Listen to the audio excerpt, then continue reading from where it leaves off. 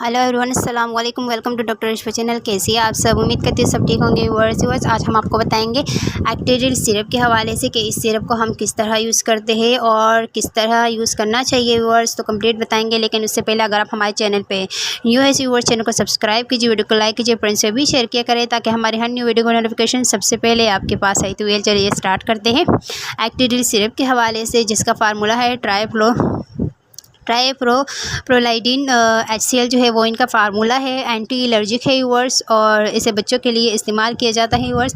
इसे ज़्यादातर इस्तेमाल किया जाए एलर्जी, कोल्ड और हाई फीवर के लिए इस्तेमाल किया जाता है। ठीक है, नज़ला ज़ुकाम के लिए इस्तेमाल किया जाता है।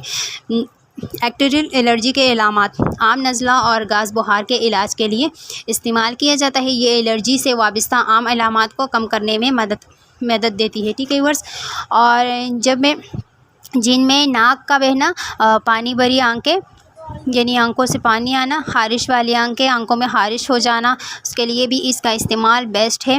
नाक में दर्द, नाक के इन्फेक्शन के लिए, और गले के लिए, गले में खराश हो और छींकें आना, खारिश वग़ैरह के लिए इसका इस्तेमाल किया जाता है। सीवर से आप बच्चों के लिए इस्तेमाल किया जाता है, और इसे दिन में 1 से 2 दफ़ा आप इसे बच्चों के लिए इस्तेमाल कर सकते हो। और